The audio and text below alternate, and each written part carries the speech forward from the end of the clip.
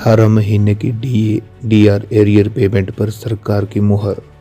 नमस्कार दर्शकों, स्वागत है आपका हमारे चैनल में। चैनल पर नए आए हैं तो चैनल को सब्सक्राइब जरूर करें।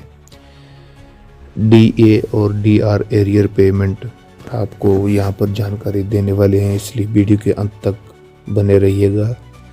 केंद्र सरकार जहां 1 जनवरी 2025 में केंद्रीय कर्मचारियों की महंगाई भत्ते को बढ़ाने का निर्णय लेने की तैयारी कर चुकी है, वहीं इस पूरे संदर्भ में एक और बड़ी खुशखबरी भी सामने आ रही है। बता दें कि केंद्र सरकार के पास में कर्मचारियों और पेंशन भोगियों के 18 महीने के एरियर के भुगतान का प्रस्ताव भी कर्मचारी संगठन द्वारा पहुंचा दिया गया है और उम्मीद की जा रही है कि केंद्र सरकार इस प्रस्ताव पर आने वाले समय में कोई बड़ा निर्णय जरूर ले लेगी। काफी लंबे समय से केंद्रीय कर्मचारी केवल उम्मीद की डोर पर ही टिके हुए हैं।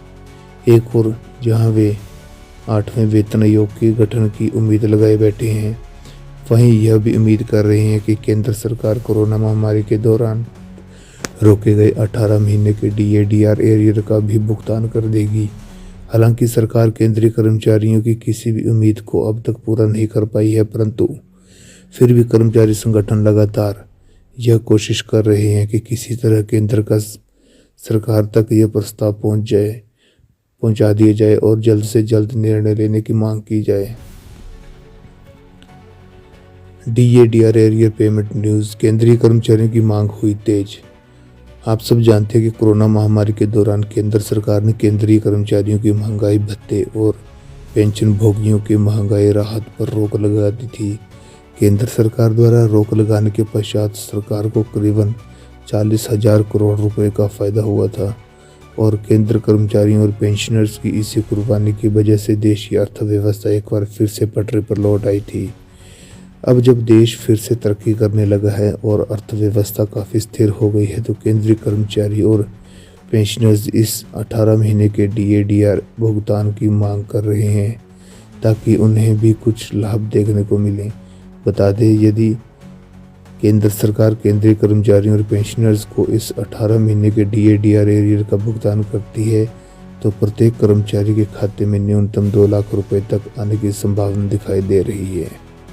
2025 जनवरी में सरकार लेगी कोई पुख्ता फैसला।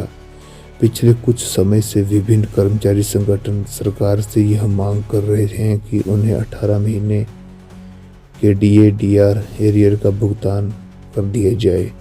यहाँ तक कि कर्मचारी संगठन सरकार के पास में यह प्रस्ताव भी पेश कर चुके हैं कि यदि सरकार इस महंगाई भत्ते के बकाये का भुगतान एक साथ नहीं कर सकती है तो इसका भुगतान किश्तों में कर दे, ताकि कर्मचारियों को 6 तिमाही या 6 माही में इसका लाभ मिल सके। हालांकि सरकार ने ऐसे किसी भी प्रस्ताव पर अभी तक कोई निर्णय पारित नहीं किया है, परंतु उम्मीद की जा रही है कि वर्ष 2025 जनवरी की बैठक कैबिनेट मीटिंग में सरकार इस पर कोई पुख्ता निर्णय जरूर ले लेगी।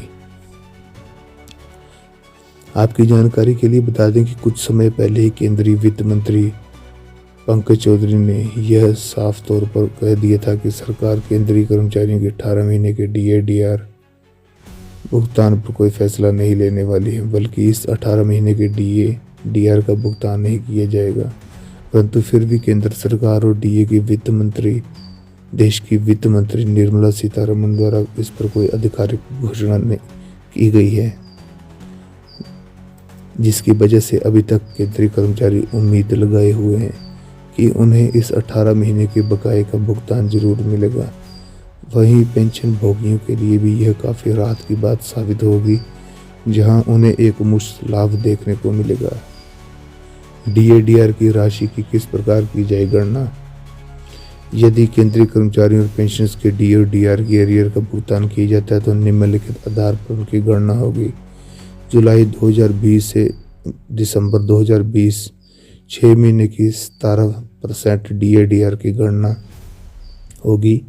जनवरी 2021 से जून 2021 6 महीने की 28% डीआर की गणना की जाएगी और नंबर 3 पर जुलाई 2021 से दिसंबर 2021 6 महीने की 31% डीआर की गणना की जाएगी।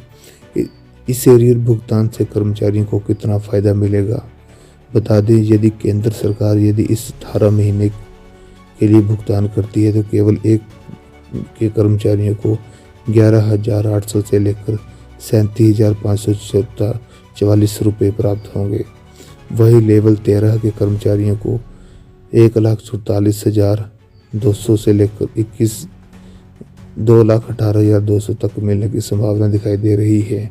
अधिकतम वेतन पाने वाले लेवल 14 के कर्मचारियों को यह एरियर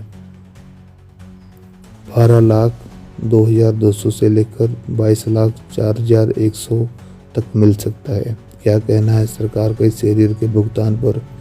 केंद्र सरकार डीए डीआर के एरियर के भुगतान को लेकर यह स्पष्ट कर चुकी है कि यदि सरकार इस डीए डीआर के 18 महीने का भुगतान करती है तो अर्थव्यवस्था पर विपरीत प्रभाव पड़ेगा। सरकार को इस 18 महीने के एरियर का भुगतान सरकारी खजाने से करना पड़ेगा, जिसकी वजह से सरकारी खजाने पर वित्तीय बोझ बढ़ जाएगा और ऐसे में अर्थव्यवस्था की डामाडोल हो जाएगी। हालांकि डीएडीआर के भुगतान की वजह से कर्मचारियों को अतिरिक्त पैसा मिल जाएगा, जिससे हो सकता है कि इन्फ्लेशन में वृद्धि हो जाए। कुल मिलाकर यदि हर पहलू को ध्यान से देखा जाए तो यह कहना गलत नहीं होगा कि कर्मचारियों को इस 18 महीने के लिए एरियर के बकाये की मांग एकदम जायज़ है, परंतु केंद्र सरकार के तर्क भी पूरी तरह से वाजिब हैं। ऐसे में सरकार इस पूरे मामले पर क्या निर्णय लेगी, अब जनवरी 2025 की कैबिनेट मीटिंग में ही पता चलेगा।